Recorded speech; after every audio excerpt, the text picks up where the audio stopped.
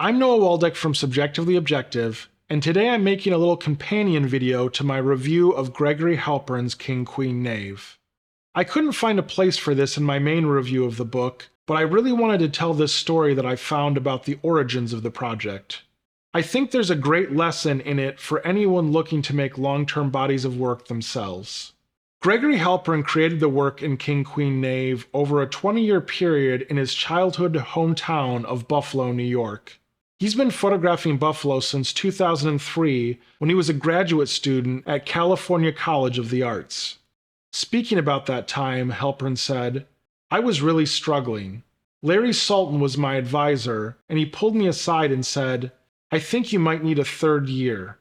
It was a 2-year program, and I wasn't going to graduate because I couldn't find anything in California to photograph. I had nothing to say. I had no idea what to do.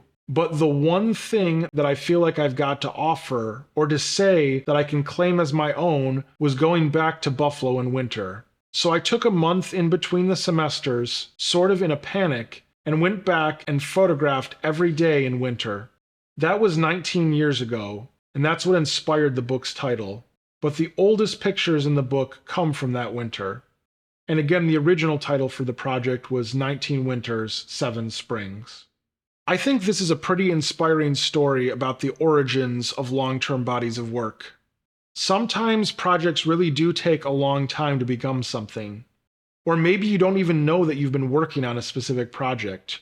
You're just making photographs, and then much later you find the thread that connects them in the editing process. Now, Halpern's project wasn't completed for over 2 decades, but by getting started, even though he was feeling lost at the time, he laid the groundwork for what I'd consider to be his best book to date.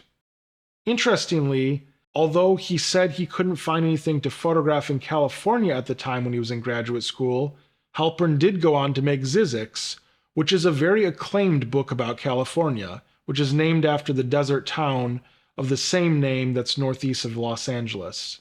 Talking about that book, he said, "It took 7 or 8 years after moving to California to figure out I had something to say, and that's where ZZYZX came from.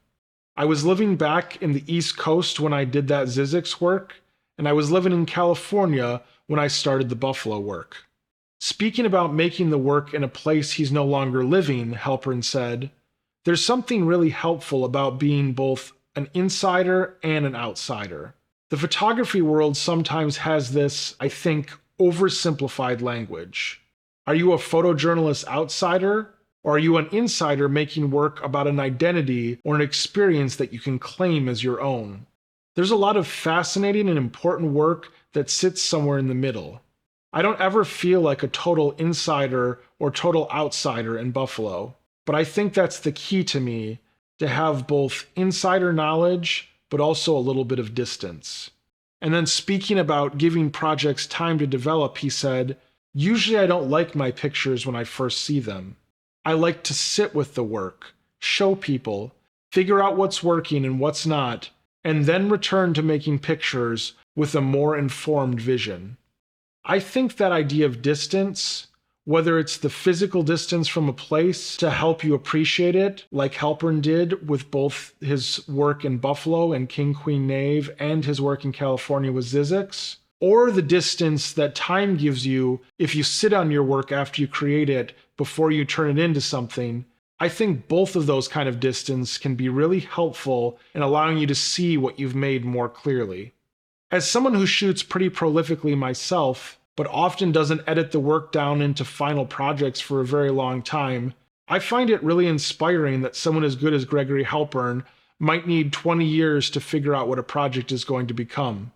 I think the distance from when I originally make the work can actually end up helping too, because like Halpern talked about, if images you created still resonate with you months or years later, you know you have something really worthwhile.